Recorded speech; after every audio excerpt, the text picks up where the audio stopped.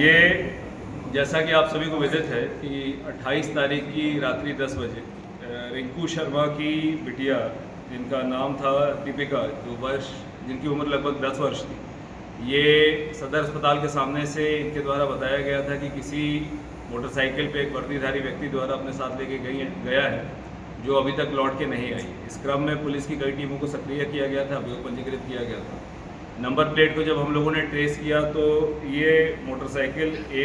112 में नियुक्त आरक्षी अभिषेक यादव, जो मूल रूप से गाजीपुर का रहने वाला है, उसका वो अभिषेक यादव को पुलिस द्वारा गिरफ्त में लेके इसे सघनता से पूछताछ की जा रही थी और साथ ही हम लोगों के द्वारा मोटरसाइकिल को सीसीटीवी में बैक ट्रेस और फ्रंट ट्रेसिंग किया जा रहा। इस क्रम में बालिका की बॉडी आज हमें चिवटाहा पुल के पास से बरामद हुई और इसमें पोस्टमार्टम हेतु बॉडी को भिजवाया गया है और परिजनों से प्राप्त तहरीर में समुचित धाराओं को बढ़ाते हुए अभियुक्त की गिरफ्तारी करते हुए अग्रिम विधिक कार्रवाई की जा रही है। इसमें अभी तक की प्रारंभिक पूछताछ में अभियुक्त की दुर्भावना प्रदर्शित हुई है और बच्ची द्वारा रजिस्ट करने के क्रम में बल प्रयोग में इस प्रकार का घटना कारित होना प्रतीत पाया जा रहा है और बाकी सारी चीज़ें अग्रिम विवेचना से स्पष्ट हो जाएंगी। पुलिस द्वारा इसमें इस पूरे मामले की गंभीरता और जो अभियुक्त है उसके कृत्य को देखते हुए कठोरतम कार्रवाई करते हुए इसके विरुद्ध फास्ट ट्रैक कोर्ट के माध्यम से विवेचना का निस्तारण और कठोरतम कार्रवाई की पैरवी की जाएगी। इसमें इसकी बर्खास्तगी के लिए आज तत्काल फाइल मूव की जा रही है और इस प्रकार के कृत्य करने वाले व्यक्ति को तत्काल विभाग से बर्खास्त करते हुए और साथ में इसमें आवश्यकता अनुसार एनएसए की कार्रवाई को भी अमल में लाएं। क्या ये पहले भी इस तरह की कृत्य कर चुका है सर? 2025 जनवरी में इसके द्वारा एक बालिका के साथ अभद्रता और फर्जी नंबर प्लेट का अभियोग पंजीकृत करते हुए जेल भेजा गया था, जिसके बाद ये सस्पेंड भी हुआ था और पिछले वर्ष सितंबर में ये बहाल होके विभागीय कार्रवाई के अधीन रहते हुए 112 में अपनी सेवाएं दे रहा। सर क्या कारण रहा? देखिए, अभी तक की प्रारंभिक पूछताछ में दुर्भावना प्रतीत हो रही है। इस व्यक्ति के द्वारा अभी रजिस्ट किया जा रहा है पूरी बात बताने में, मगर अभी तक जो चीज़ समझ में आई है और जिस तरह की परिस्थिति है इसकी दुर्भावना प्रतीत। क्या सर 1 महीने में 3 हत्या भरोसे में लेके किया गया, भरोसे का कत्ल माना जाए? देखिए, इसके पहले जो एक सहजनवा वाली हत्या है वो उसके घर के अंदर कहीं किराएदार थे, जो अंशुमन सिंह बालक की जो हत्या हुई थी उसके घर में काफ़ी समय से रह रहे थे और जो दूसरी एक खजनी वाली जो वैभव वर्मा की जो हत्या थी उसमें जिस सर्वेश भट्ट का नाम आया था, ये 30 वर्ष से इसके पड़ोसी बताए जा रहे हैं। इसके एक घर छोड़ के रहते थे और इनके परिवार से पुरानी बातचीत थी।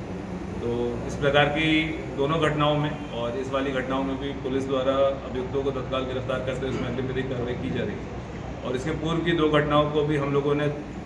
फास्ट ट्रैक कोर्ट में लेते हुए उसमें भी विदिन 1 वीक चार्जशीट सबमिट करते हुए और हम लोग प्रयास करेंगे कि 1 से 2 महीने के अंदर ही हम कन्विक्शन प्राप्त कर पाएँ। मैं आप लोगों को बताना भी चाहूँगा कि हमारे सहजनवा वाले केस में चार्जशीट सेशंस कोर्ट में 1 हफ्ते के अंदर ही दाखिल की गई और वर्तमान में उसमें ट्रायल प्रचलित है और यही दोनों जो हमारी घटनाएं हैं, चाहे खजनी वाली है चाहे कोतवाली वाली है, इसमें भी सिमिलर फ्रेमवर्क पे काम करते हुए अतिशीघ्र हम लोग सजा कराने का प्रयास। आरक्षी आरोपी कहाँ पे तैनात है? देखिए, आरक्षी आरोपी अभिषेक यादव मूल रूप से जनपद गाजीपुर का रहने वाला है और वर्तमान में 112 में इसकी तैनाती है। सर, जो आरोपी आरक्षी के परिवार वालों को पहले से जानता था, कभी बच्ची से मुलाकात या अटेंडम उठाया था? इस बारे में अभी हम लोग गहनता से पूछताछ करेंगे तो बात स्पष्ट होगी और जो ये आरक्षी है इसकी खुद की 7 वर्ष की बेटी है जो वर्तमान में गाजीपुर में रहती है और बाकी इसमें जो अन्य कारण है और इसकी विकृत मानसिकता का जो कारण है उसको भी स्पष्ट करेंगे। परिवार का आरोप ये है कि पुलिस से शिकायत की गई थी लेकिन कोई कार्रवाई पहले नहीं की। देखिए, पुलिस के पास सूचना आने के तत्काल बाद से ही पुलिस द्वारा सीसीटीवी कैमरा फुटेज ये देखा जाना शुरू कर दिया गया था और कल इसमें मीडिया वालों के माध्यम से भी जब हमारे संज्ञान में डाला गया तो आप लोगों के साथ भी बैठ कर परिवार की सारी पीड़ा और सारी चीज़ों को समझते हुए इसमें पुलिस ने अत्यंत सक्रियता से कार्य करने का प्रयास किया है और इसमें कल परसों रात से लेकर आज सुबह 4 बजे तक लगभग 200 से अधिक कैमरों को देखा भी गया है और जिसके कारण हम लोग त्वरित रूप से इस पूरे घटना का अनावरण करने में पता सर ये बताइए बच्ची की जब डेड बॉडी मिली तो जो प्रथम दृष्टया दिखाई दे रहा है कि कोई जख्म कोई घाव बाड़ी मारने के तरीके को पता लग सका? देखिए, ये बहुत ज़्यादा तो कुछ स्पष्ट नहीं है, मगर अभी तक की जो पूरी परिस्थितियाँ रही हैं, पूरा घटनाक्रम रहा है,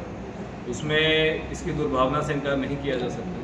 तो हम लोग उसी एंगल पे काम करते हुए कठोरतम सजा के लिए इसमें प्रयास करेंगे। संवेदनशील मामला था, मंगलवार को घटना हुई, बुधवार को एफआईआर दर्ज हुआ इसके लिए। ये हम लोगों के पास सूचना बुधवार के सुबह 2 बजे प्राप्त हुई थी और प्राप्त होने के बाद से ही इसमें टीमें लगी हुई थी और इसमें अभियोग पंजीकृत करते हुए लगातार थाने और चौकी की टीमें लगी थी और 3 बजे के बाद से इसमें जनपदीय टीमों को भी डिप्लॉय किया गया था। इसमें हमारे 4 additional SP north south city और एसपी राइट सभी लगे थे।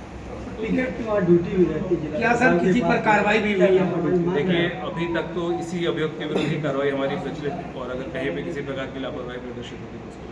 सर इस तरह की घटनाओं को रोकने के लिए क्या कार्रवाई हो रही है? देखिए, इसमें से जो 2 घटनाएं थी जो घर के अंदर की ही थी, उसमें कुछ और कहना उचित नहीं होगा क्योंकि घर के पड़ोसी और घर की किराएदारी थी और इस वाली घटना में जितने भी इस प्रकार की दूषित मानसिकता के अगर कोई भी पुलिसकर्मी होंगे तो उनके विरुद्ध भी कठोरतम कार्रवाई की